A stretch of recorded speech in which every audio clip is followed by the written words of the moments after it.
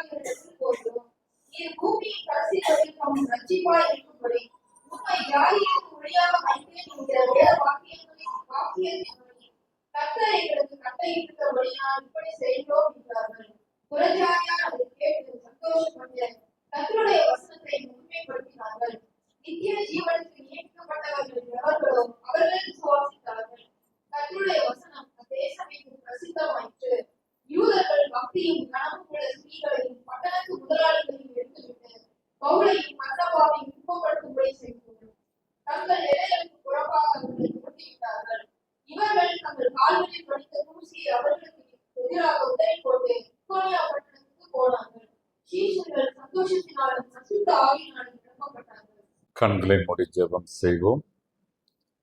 உம்முடைய வசனம் எங்கள் காலங்களுக்கு தீபமும் எங்கள் பாதைக்கு வெளிச்சமாயிருக்கிறது. எங்கள் கண்மலையை மீட்பருமாக கர்த்தாவே, அடியனுடைய வாயின் வார்த்தைகளும் எங்கள் அனைவரின் நினைவுகளும் உம்முடைய சமூகத்தில் நமக்கு பிரியமாக இருப்பதாக சுவாமி. அன்பு சகோதர சகோதரிகளே, இன்று எருசலேம் ஆலயத்தின் அழிவை நினைவு கூறும் நாள். The day of the destruction of Jerusalem temple. எருசலேம் ஆலயம் ஏன் அழிக்கப்பட்டது என்பதை குறித்த ஒரு எச்சரிக்கை உணர்வை கொடுக்கும் ஒரு நாளாக இந்த நாளை நம்முடைய திருச்சபை கொடுத்திருக்கிறது. இனி நற்செய்தி பகுதி, அவர் பவனி சென்று எருசலேம் ஆலயத்திற்காக கண்ணீர் விட்டு அழுது, ஒரு கல்லின் மேல் ஒரு கல் இல்லாதபடிக்கு ஒரு நாள் வரும் என்று அவர் வான்மணினார். அன்பார்ந்த சகோதர சகோதரிகளே, அதற்கு நிகரான ஒரு பகுதியாக இந்த அருளுரை பகுதியை நமக்கு கொடுத்திருக்கிறார்கள். அப்போஸ்தலர் நடபடிகள் 13ஆம் அதிகாரம். அப்போஸ்தலர் நடபடிகள் புஸ்தகத்துல 2 சாப்டர் ரொம்ப முக்கியம். ஒன்று 13ஆம் அதிகாரம், இன்னொன்று 15ஆம் அதிகாரம். 13ஆம் அதிகாரத்திலே தான் அந்தியோகியாவில் ஒரு புதிய பணிக்களம், மிஷனரி ஒழியத்திற்கான ஒரு ஹெட் குவார்ட்டர் ஆரம்பிக்கப்படுகிறது. இதுவரை ஜெருசலேம் வந்துச்சு, இப்போ எதுவா மாறுது, அந்தியோகியாவா மாறுது. So we need new places, mission field. இப்போ கூட இவ்வளவு நாளைக்கு அந்த இடத்துல ஆராதிச்சோம், இப்போ எங்க வந்திருக்கோம், இங்க வந்திருக்கோம். நமக்கும் ஒரு புதிய ஆராதனை கூடம் நமக்கு தேவைப்படுகிறது. 15ஆம் அதிகாரத்தை போய் படிச்சு பார்த்தீங்கன்னா, இந்த ஜெருசலேம் கவுன்சில், எருசலேம் மாமன்றம், the first council of Jerusalem. அங்கே தான் புறையின மக்கள் என்னென்னத்தெல்லாம் கடைப்பிடிக்குன்னு சொல்லிட்டு அதை டிஸ்கிரைப் பண்ணி கொடுப்பாங்க. ஸோ இந்த 13, 15 2 சாப்டர் ரொம்ப முக்கியம். புதிதாக ஆண்டவரை ஏற்றுக்கொள்கின்றவர்களுக்கு நான் கொடுக்கின்ற ஒரு ஆலோசனை, முதலாவது லூக்கா நற்செய்தியினுடைய படியுங்கள், அப்புறம் அப்போஸ்தலர் நடபடிகள் படிச்சீங்கன்னா முழு கிறிஸ்தவத்தை நாம் தெரிந்து கொள்ளலாம். கிறிஸ்து பிறப்பு, அவருடைய ஊழியங்கள், அவருடைய மரண உயிர்த்தெழுதல், அதன் பிறகு கிறிஸ்தவம் முதல் நூற்றாண்டிலே எவ்விதமாக ஆசியா முழுவதும் பரவியது, அது எவ்விதமாக ஐரோப்பா சென்றது என்பதை குறித்து அப்போஸ்தலர் நடபடிகள் புத்தகத்தில் மிக தெளிவாக நாம் தெரிந்து கொள்ளலாம். முதல் நூற்றாண்டு கிறிஸ்தவம் எவ்விதமாக பரவியது இருந்தது என்பதை லூக்கா மிக அழகாக அப்போஸ்தலர் நடபடிகள் புத்தகத்தில் பதிவு செய்கின்றார். அந்த முதல் நூற்றாண்டு கிறிஸ்தவம் வீழ்ந்து போய்விடக் கூடாது, விசுவாசம் இருக்க வேண்டும் என்பதற்காக எழுதப்பட்ட புத்தகம் தான் வெளிப்படுத்தின விசேஷம். அது எழுதினதுனாலதான் இன்ன வரைக்கும் அந்த கிறிஸ்தவம் உலகத்துல நிலைத்து நிற்கிறது. அப்போஸ்தலர் 13 எடுத்து வைத்துக் கொள்ளுவோம். இந்த ஊழியம் எங்க ஆரம்பிக்குதுன்னா 13ஆம் வசனத்துல ஆரம்பிக்குது. படிங்க 13ஆம் வசனம். அவனை சேர்ந்தவர்கள் ம் காப்பு பட்டணத்தை விட்டு கப்பல் ஏறி பொக்கிலியாவில் இருக்கும் பெக்கே பட்டணத்துக்கு வந்தார்கள். ம் யோவான் அவர்களை பின்பற்றி எருசலேமுக்கு திரும்பிப் போனான். 14ஆம் வசனம் படிங்க. அவர்கள் பெக்கே பட்டணத்தை விட்டு புறப்பட்டு ம் பிசிதியா பிசித்தியா நாட்டிலுள்ள அந்தியோகியாவுக்கு எங்க வராங்க? அந்தியோகியா நாடு, பிசித்தியா நாடு, பட்டணம் அந்தியோகியா பட்டணம். ஸோ இங்கதான் இந்த ஊழியத்தை ஆரம்பிக்கிறாங்க. அந்தியோகியால தான் ஆரம்பிக்கிறாங்க ஊழியத்தை. அதனாலதான் 13ஆம் சாப்டர் ரொம்ப முக்கியமான சாப்டர்னு சொன்னேன். இந்த 13ஆம் சாப்டர்ல தான் சவுல் என்ற பெயர் பவுலாக மாறுகிறது. லூக்கா அதுல இருந்து என்ன பண்றாரு? பவுல்னு மாத்துறாரு. எங்க மாத்துறாருன்னா 9ஆம் வசனத்தை படிங்க. அப்பொழுது பவுல் என்று சொல்லப்பட்ட சவுல். இங்க இருந்து ஆரம்பிக்கிறார் பவுல லூக்கா. சவுல் என்பது எபிரேய அராபிக் பெயர். பவுல் என்பது கிரேக்க ரோமானிய பெயர். ஸோ ரெண்டு பெயரை லூக்கா நிறைய பேருக்கு இன்ட்ரோடியூஸ் பண்றாரு. முதல்ல எங்க இன்ட்ரோடியூஸ் பண்ணுவார்னா 1ஆம் அதிகாரம் 23ஆம் வசனம் படிங்க. 1:23.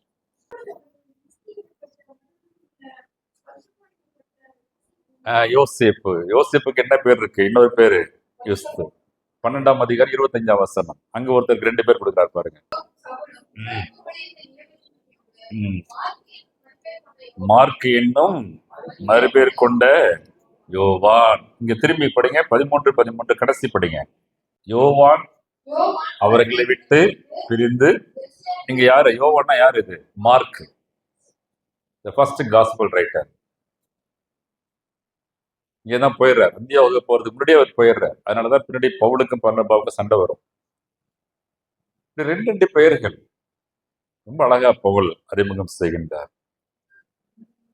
சிதறடிக்கப்பட்ட யூதர்கள் டயஸ்போரா என்று சொல்லுவார்கள்.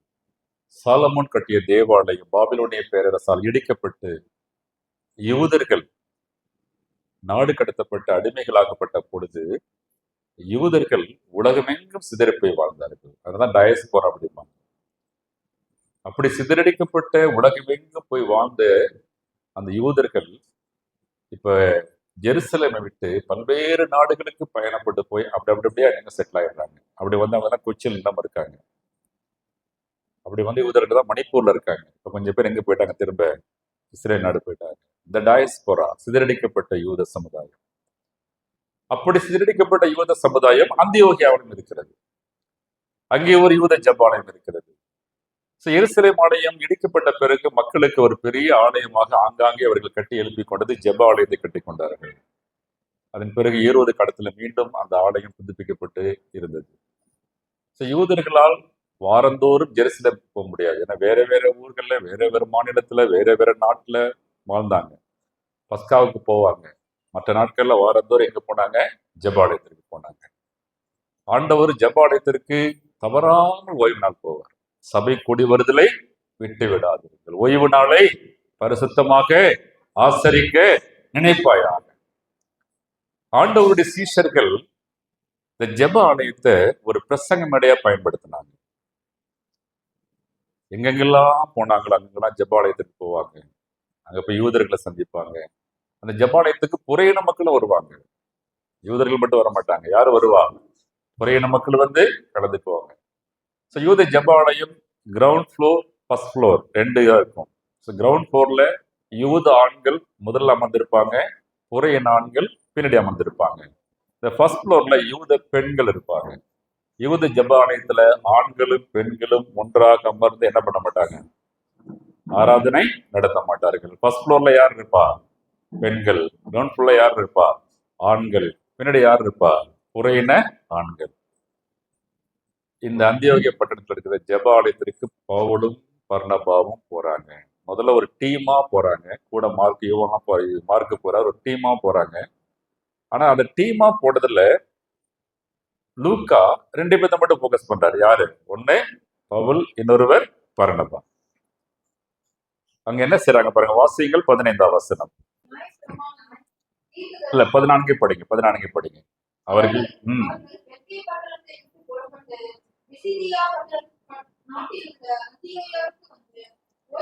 ஓய்வு நாளிலே ஜெப ஆலயத்தில் பிரவேசித்து உட்கார்ந்தார்கள். நியூ இன்கமர்ஸ், நியூ அரைவல்ஸ், சிறப்பு விருந்தினர்களா வராங்க. அடுத்து என்ன நடக்குது பாருங்க. நியாயப்பிரமாணமும் நியாயப்பிரமாணமும் தீர்க்கதரிசன ஆகமமும் ம், வாசித்து முடிந்த பின்பு, ம், சகோதரரே, ம். நீங்கள் ஜனங்களுக்கு புத்தி சொல்ல விரும்பினால் சொல்லுங்கள் என்று சொல்லும்படி ஜெபாலய தலைவர்கள் அவர்களுக்கு ஆலோசனை யூத ஜெப ஆலயத்தில் ஒவ்வொரு ஓய்வு நாளிலும் 3 டெக்ஸ்ட் வாசிப்பாங்க. மூணு டெக்ஸ்ட் வாசிப்பாங்க. சரியா?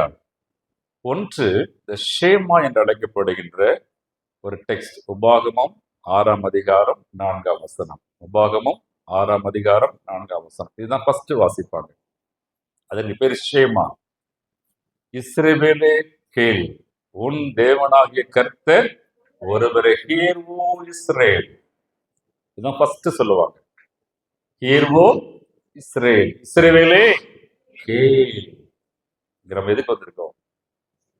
கேட்க வந்திருக்கிறோம். This is the time of listening. This is ஷேமா. இது ஃபர்ஸ்ட். அதன் பிறகு மோசேயின் நியாயப்பிரமாணங்கள் என்றால் 5 ஆகமங்கள். தோரா, அதிலிருந்து ஒரு டெக்ஸ்ட் வாசிப்பாங்க. அதன் பிறகு திருக்கு தரிசன புத்தகத்திலிருந்து ஒரு பகுதியை வாசிப்பாங்க.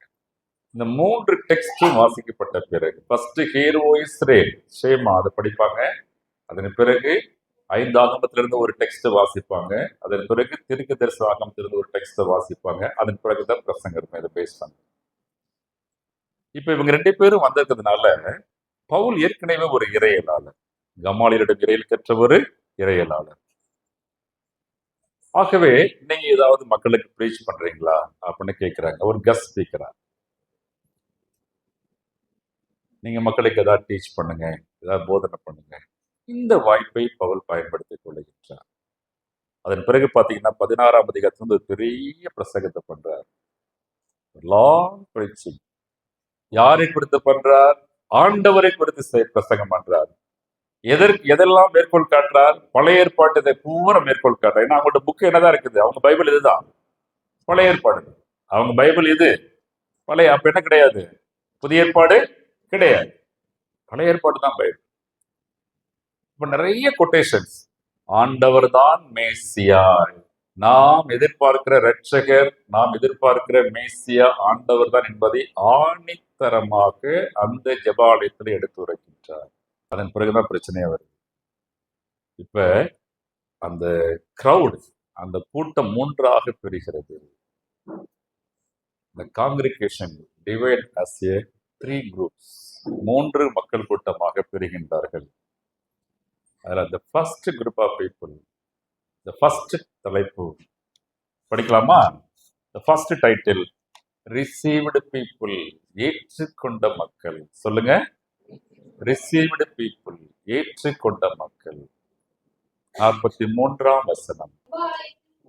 ம், சபை கலைந்து போன பின்பு ம், யூதரையும் யூத மார்க்கம் அமைந்த பக்தி உள்ளவர்களையும் ம், அநேகர் பவுலையும் பர்னபாவையும் பின்பற்றினார்கள். ம், அவர்களுடனே இவர்கள் பேசி ம். தேவனுடைய கிருபையை நிலை கொண்டிருக்கும்படி அவர்களுக்கு புத்தி என்ன பாருங்க, அவர் பவுலுடைய பிரசங்கம் 41 முடிஞ்சிருது.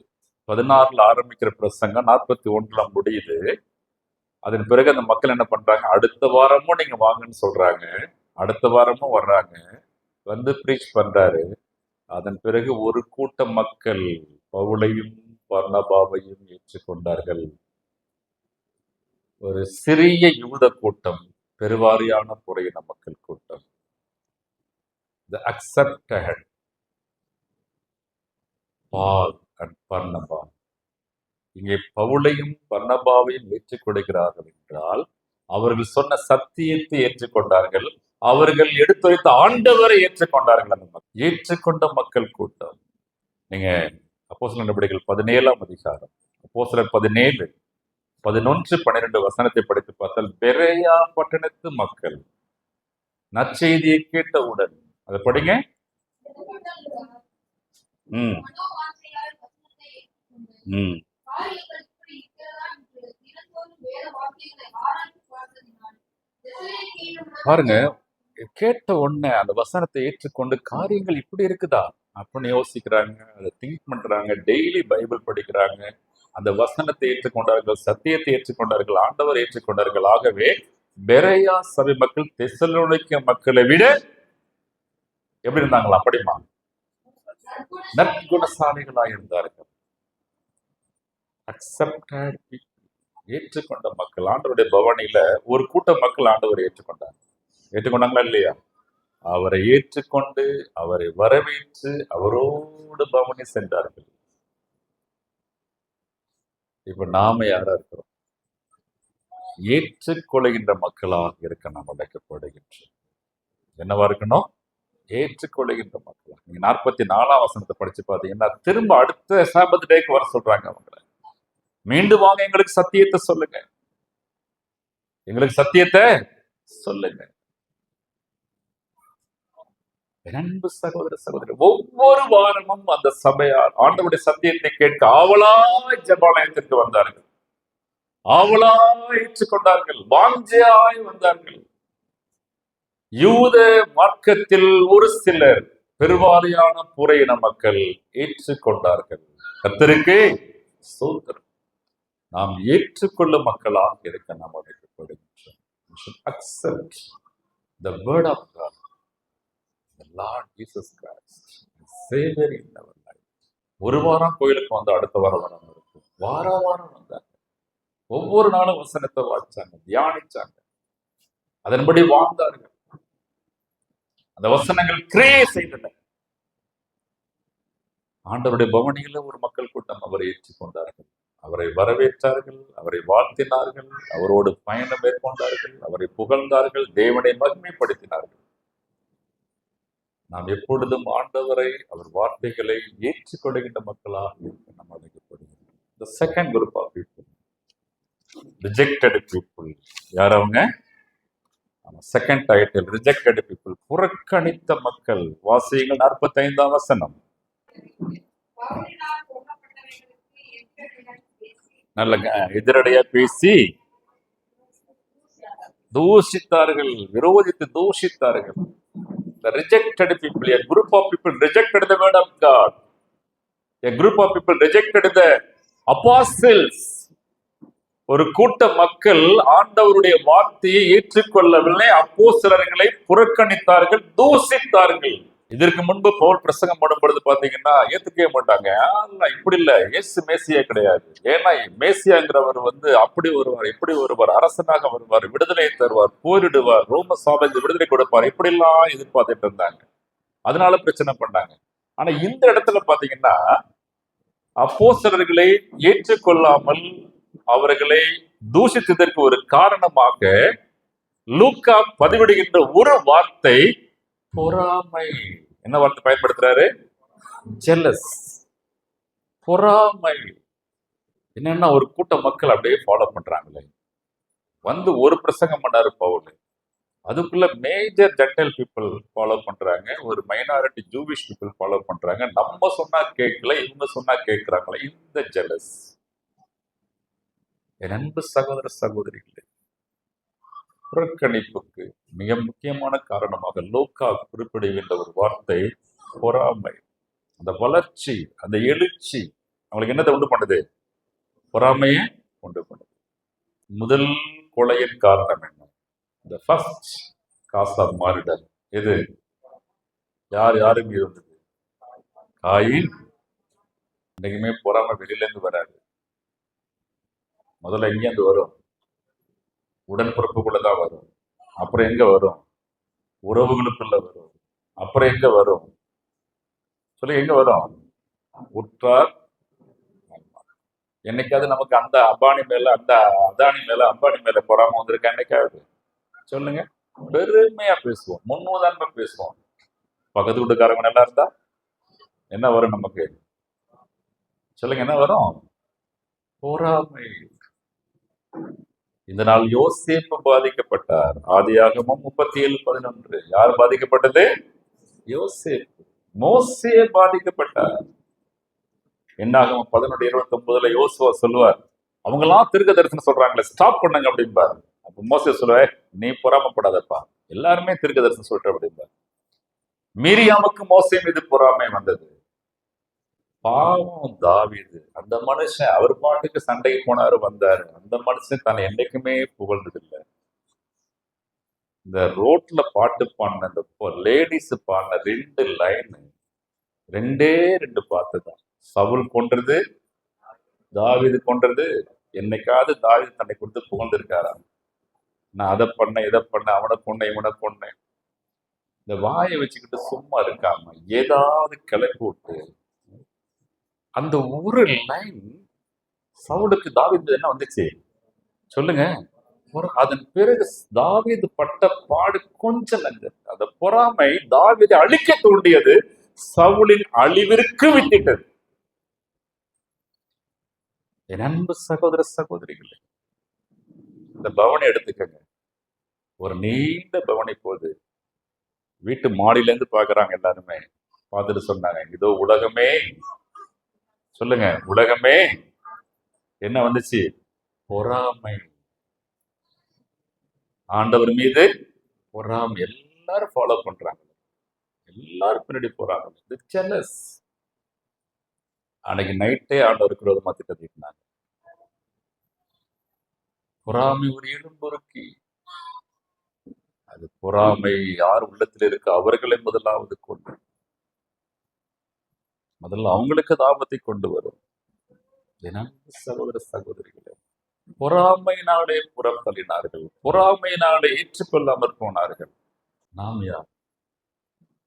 ஏற்றுக்கொள்ளும் மக்களா, புறக்கணிக்கும் மக்களா? either received people or rejected people. ஏற்றுக்கொள்ளுகிறோமா, புறக்கணிக்கிறோமா ஆண்டவரை, அவர் வார்த்தைகளை?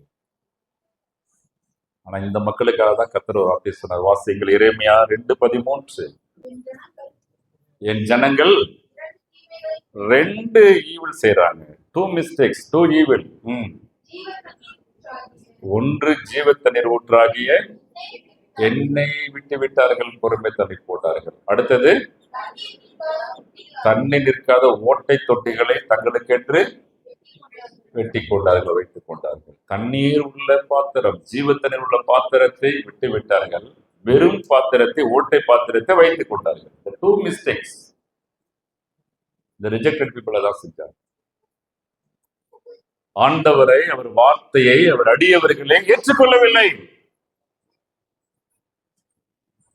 பழைய ஏற்பாடு நிறைவாக வந்த கிறிஸ்துவை ஏற்றுக்கொள்ளவில்லை. இத்தனைக்கும் யூதர்கள் மூலமாகத்தான் உலகிற்கு மீட்பு.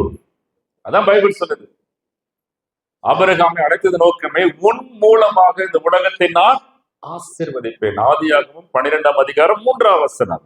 உன்னை ஆசீர்வதிப்பேன், நீ ஆசீர்வாதமாய் இருப்பாய், உன் நிமித்தம் இந்த உலகத்தை ஆசீர்வதிப்பேன். ஆபிரகாமுக்கு நியமங்களை கற்றுக் கொடுத்ததன் காரணம், அவன் சந்ததிகளுக்கு சொல்ல வேண்டும். அந்த சந்ததிகள் இந்த பூமியிலே மற்ற மக்களுக்கு சாட்சியாக கிறிஸ்துவை, கர்த்தரை மகிமைப்படுத்த வேண்டும். அப்படிப்பட்டவங்களும் என்ன பண்றாங்க? ஏற்றுக்கொள்ளவில்லை. ஏசாயா 49ஆம் அதிகாரம் 6ஆம் வசனம்.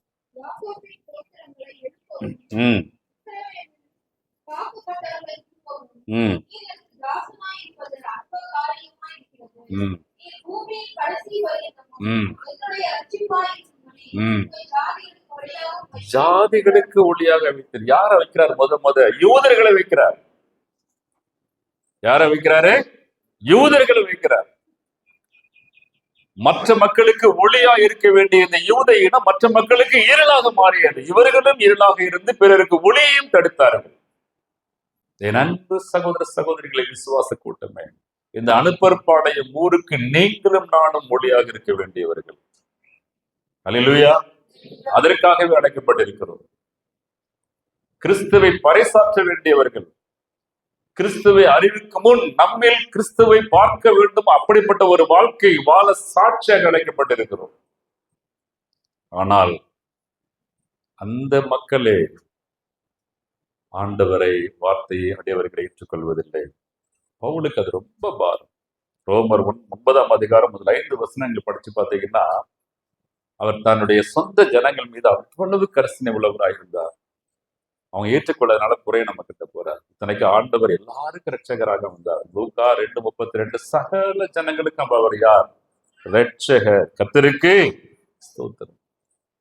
அவர் தமக்கு சொந்தமானவர்களிலே வந்தார். அவருக்கு சொந்தமானவர்கள் அவரை ஏற்றுக்கொள்ளவில்லை. ரிஜெக்டட். சரி, இப்ப வாங்க, நாம ஏற்றுக்கொள்றோமா புறக்கணிக்கிறோமா? சொல்லுங்க. ஏற்றுக்கொள்ளதாங்க கோயிலுக்கு வந்திருக்கோம், நாங்க கேட்கதாங்க கோயிலுக்கு வந்திருக்கோம். இப்ப எத்தனை பேர் கேட்டுட்டு இருக்கீங்க? எத்தனை பேர் தூங்கிக்கிட்டு இருக்கீங்க?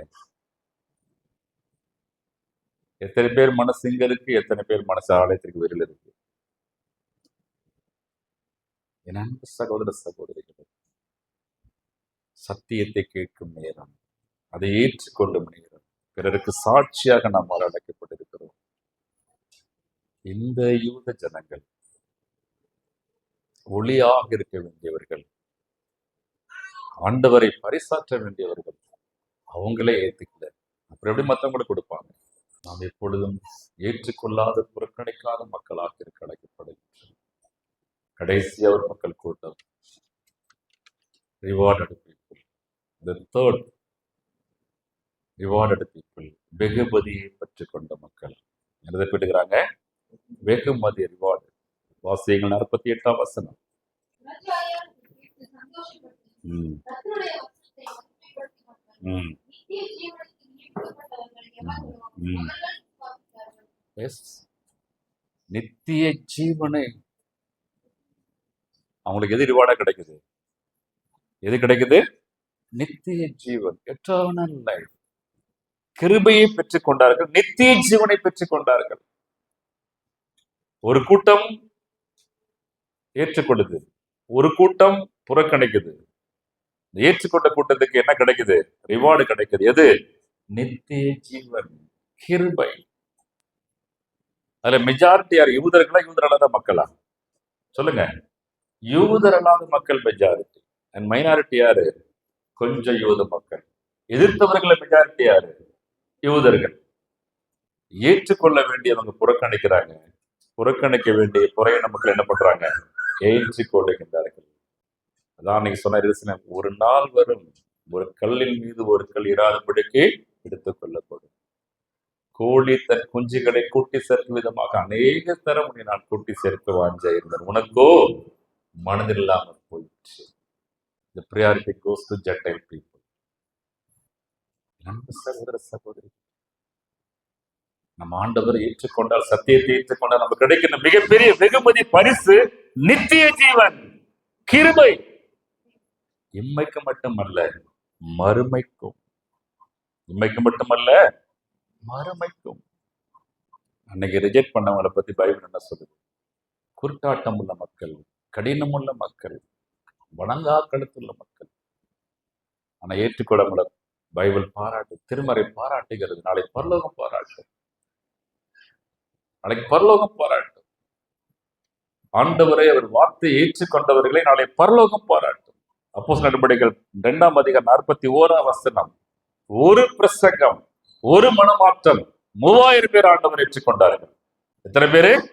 3000 பேர். அப்போஸ்தலர் 8:8, அநேக ஜனங்கள் கர்த்தருடைய வார்த்தையை கேட்டு ஏற்றுக்கொண்டதாலே மிகுந்த சந்தோஷப்பட்டார்கள். இந்த ரிவார்டு கிடைக்கணும்னா நாம ஒண்ணு செய்யணும். அதை பவுல் பண்ணார். படிங்க, அப்போஸ்தலர் 22:10. நான் எருசலேமுக்கு நின்றேன். அதற்கு கர்த்தர், நீ எழுந்து தமஸ்குவுக்கு போ. நீ செய்யும்படி நியமிக்கப்பட்டதெல்லாம் அங்கே உனக்கு சொல்லப்படும் என்றார். நீ எழுது தமஸ்குவுக்கு போ, அங்கு உனக்கு சொல்லப்படும். அந்த வார்த்தையை கேட்டார், கீழ்ப்படிந்தார், நிறைவேற்றினார். இன்று அநேகருக்கு ஒளியாக கர்த்தர் பவுலை மாற்றினார். கர்த்தருக்கு ஸ்தோத்திரம். ஒரு பவுலின் கீழ்ப்படிதல், ஒரு பவுலின் கீழ்ப்படிதல் அநேகருக்கு ஆசீர்வாதத்தை கொண்டு வந்தது. தமஸ்குவுக்கு போ, அங்கெல்லாம் உனக்கு சொல்லப்படும். What shall I do? நான் என்ன செய்ய வேண்டும் ஆண்டவரே? நீ போப்பா தமஸ்குவுக்கு, அங்கெல்லாம் உனக்கு சொல்லுவாங்க, அங்கெல்லாம் உனக்கு சொல்லுவாங்க. அந்த ஹியரிங், கேட்டார் வார்த்தையை, ஒபீடியன்ஸ், கீழ்ப்படிந்தார். இன்னைக்கு பயனுள்ள ஒரு ஆசீர்வாதம் உள்ள பாத்திரமாக போகிறது. எனக்கு அன்பார்ந்த சகோதர சகோதரிகள், we should be rewarded people in our life. இந்த வாழ்க்கையில் நான் வெகுமதியை பெற்றுக்கொள்கின்ற மக்களாக இருக்க வேண்டும். அந்த வெகுமதி ஆண்டவர், அவருடைய வார்த்தை, அந்த வார்த்தை தரும் நித்திய ஜீவன். என் அப்பத்தில் புசித்து என் ரத்தத்தில் பானம் பண்ணுகிறவருக்கு என்ன உண்டு? நித்திய ஜீவன் உண்டு. என்ன உண்டு? நித்திய ஜீவன் உண்டு. அதற்கு தான் திருவிருந்து. பொறாமையினாலே ஆண்டவரை விட்டு விட்டார்கள், ஒரு வசனத்தை விட்டு விட்டார்கள். ஒரு யங் பாஸ்டர் என்ற வேதனையோடு சொன்ன ஒரு காரியம், ஐயா எங்க சீனியர் பாஸ்டர் சர்ச்சில் பிரசங்கம் பண்றதுக்கு வாய்ப்பே எனக்கு தர மாட்டாரு. ஏன் ஐயா, நான் அவரை விட நல்லா பிரசங்கம் பண்றேன். பிரசங்கம் முடிஞ்சாலும் காங்கிரிகேஷன் பூரா என்னை பாராட்டுறாங்க. இது அவருக்கு என்னத்தை உண்டு பண்ணுது சொல்லுங்க? என் மீது என்னத்தை உண்டு பண்ணுது? ஒரு காற்றடைக்கப்பட்ட ஒரு பந்தை நீங்க தண்ணிக்குள்ள எவ்வளவு கீழே கொண்டு போய் விட்டால் அந்த பந்து என்னதான் பண்ணும்? ஆண்டவரால் பயன்படுத்தப்படுகின்ற ஒரு ஊழியக்காரன், ஆண்டவரால் பயன்படுத்தப்படுகின்ற ஒரு விசுவாசி எவராலும் அடக்க முடியாது. அவர் நிச்சயமாக எழுப்பி பிரகாசிப்பார்கள். நமக்கு பொறாமையே வருது. அவங்களுக்கு கர்த்தர் என்ன வாழ்க்கை கொடுத்திருக்கிறாரோ அந்த வாழ்க்கை நாம, அடுத்தவர் வாழ்க்கை நமக்கு வேண்டாம். வேதம் சொல்லுகிறது, அவரவருக்கு நியமித்த ஓட்ட பந்தயம் இதுவோ, அதுல என்ன பண்ண கடவுள் சொல்லுங்க?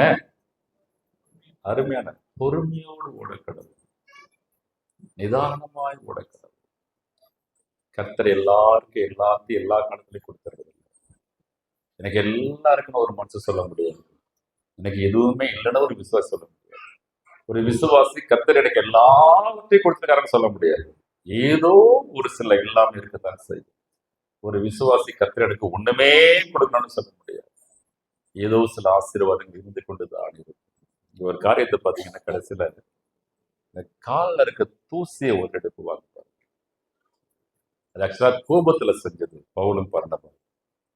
ஆண்டவர் தான் சொன்னார், உங்களை ஒரு பட்டணத்துல ரிஜெக்ட் பண்ணாங்கன்னா அந்த பட்டணத்து தூசி, கால் தூசி என்ன பண்ண உதறிட்டு ஓ. அது ஒரு யூத மரபு, யூத கலாச்சாரம். யூதர்கள் ஒரு புறையிட பட்டணத்திற்கு போனாங்கன்னா அந்த பட்டணத்திலிருந்து திரும்பி வரும் பொழுது அந்த பட்டணத்துல இருக்கிற அந்த கால் தூசியை தொடச்சிட்டு தான் அவங்க பட்டணத்துக்கு வீட்டுக்கு வருவாங்க. ஏன்னா எல்லா புறையின பட்டணங்களையும் ரெண்டு பாவம் இருக்கும். ஒண்ணு விக்கிரக ஆராதனை, இன்னொன்னு விபச்சாரம். எந்த பட்டணத்துக்கு போனாலும் ஃபர்ஸ்ட் என்னது பார்ப்பாங்க? அவங்க விக்கிரகங்களை பார்ப்பாங்க. அங்க இருக்கிற எல்லா கோயிலும் என்ன இருக்கும்? விபச்சாரம். இந்த பாவங்கள் தூசியாக தங்கள் பாதைகளை ஒட்டி கொண்டு தங்கள் பட்டணத்திற்கும் வீட்டுக்கும் வரக்கூடாதுங்கிறதுக்காக என்ன பண்ணுவாங்க? அதை தொடச்சி போட்டு வருவாங்க. அந்தியோகியாவுடைய ஒரு தூசி கூட கால் கூடாங்கிற கோபத்துல வராங்க பாருங்க பவுலும் பர்னபாவும். ஏன்னா ரிஜெக்ஷன், தங்களை புறக்கணிச்சுட்டாங்களே. இவங்க புறக்கணிச்சு தூஷித்தது மாத்திரம் இல்லை, படிச்சு பாத்தீங்கன்னா மற்றவங்களை தூண்டி விடுவாங்க பாருங்க. பிற மக்களை தூண்டி விட்டார்களாம். யாருக்கு எதிராக? பவுலுக்கு எதிராக. அவர்கள் பவுலுக்கு பர்னபாவுக்கு எதிராக தூண்டி விடவில்லை, சத்தியத்திற்கு எதிராக, ஆண்டவருக்கு எதிராக தூண்டி விட்டார்கள். ஆனா நீங்க இதே அப்ப நடவடிக்கைகளை படிச்சு பாருங்க, வரலாறு மாறுகிறது. எந்த அந்தியோகியா பட்டணம் பவுலையும் பர்னபாவையும் புறக்கணித்ததோ அதே அந்தியோகியா தான் மிஷனரிகளை அனுப்பும் மிஷனரி ஊழியத்தின் தலைமையிடமாக மாறியது. ஹல்லேலூயா! எங்கிருந்தான் பவுலையும் பர்னபாவையும் பிரித்து விடுகிறேன் என்று ஆவியானவர் திருவுளம் பற்றினார். இதுவரைக்கும் ஜெருசலேம் தான் ஹெட் ஆபீஸ். மிஷனரி ஊழியத்தின் தலைமையிடம் எது? ஜெருசலேம். இப்ப எது மாறுது? அந்தியோகியா. எந்த கிறிஸ்துவை புறக்கணித்தார்களோ, எந்த கிறிஸ்துவின் சத்தியத்தை புறக்கணித்தார்களோ அந்த அந்தியோகியாவில் தான் கிறிஸ்தவர்கள் என்ற பெயர் முதலாக வழங்கப்பட்டது. எங்கே புறக்கணிப்பு இருக்கிறதோ அங்கே அங்கீகாரம் இருக்கும்.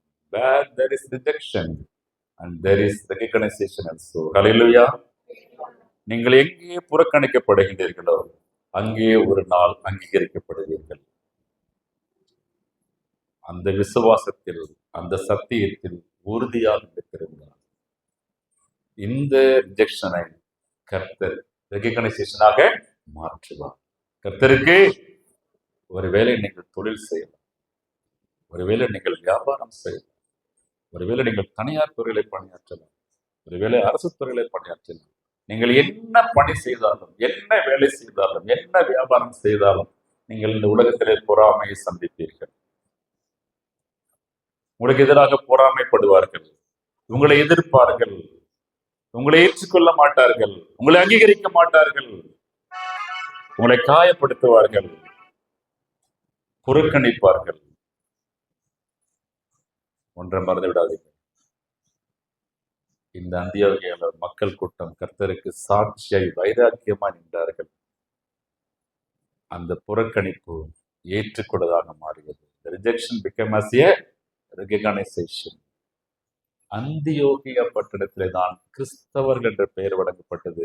அந்தியோகியா பட்டணம் தான் பின்னால் மிஷனரிகளுடைய பணிக்களத்தின் தலைமையிடமாக மாறியது. ஆண்டவர்கிட்ட வாங்க, பவனி போறார், எருசலேம் ஏற்றுக்கொண்டதால் புறக்கணித்தது, அவரை படுகொலை செய்தது, அவரை காயப்படுத்தியது. ஆனால் அதே எருசலேம் இந்த ஆண்டவரின் புனித ஸ்தலமாக கொண்டாடப்படுகிறது.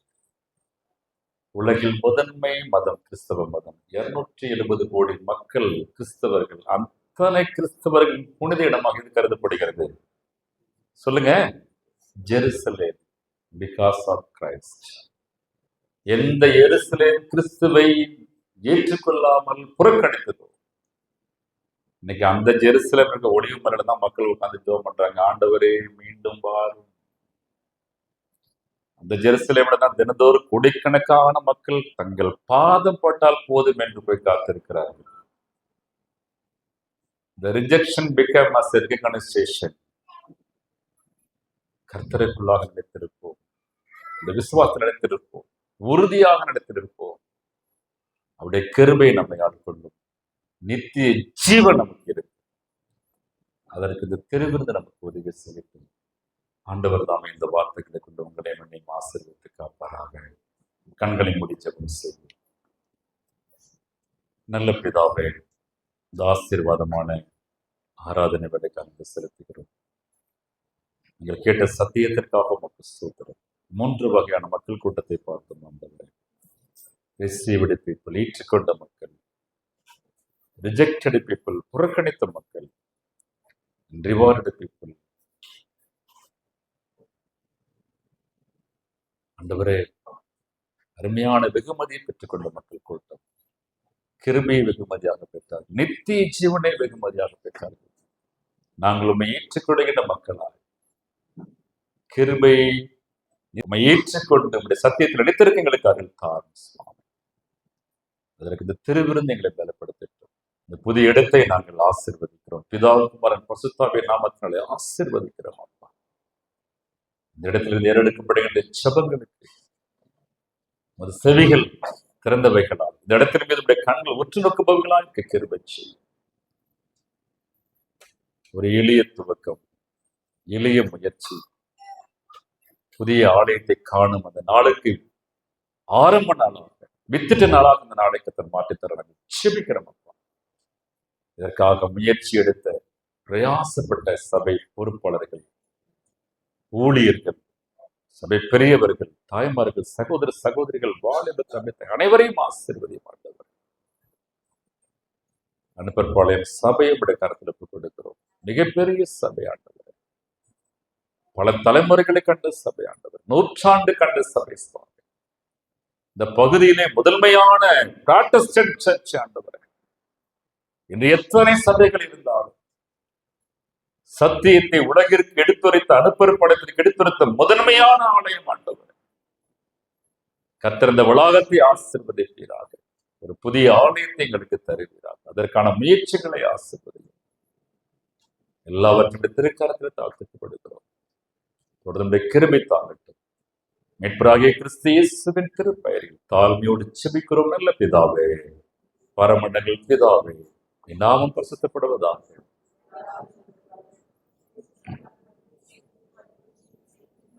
அன்றைய வேண்டிய ஆகாரத்தை எங்களுக்கு தாரும். எங்களை சோதனைகள் பிரவேசிக்க பண்ணாமல் தீங்கு ஆட்சியும் வல்லமை மகிமைகளை கிடைக்கும். நம்முடைய ஆண்டவராகிய இயேசு கிறிஸ்துவின் கிருபையும் பிதாவின் அன்பும் தூயாவினைக்கும் ஆசீர்வாதம் உங்கள் அனைவரோடு மீண்டும் சதா காலம் தங்கிருந்து ஆசீர்வாதம் நடத்தி காப்பதாக. ஆமென்.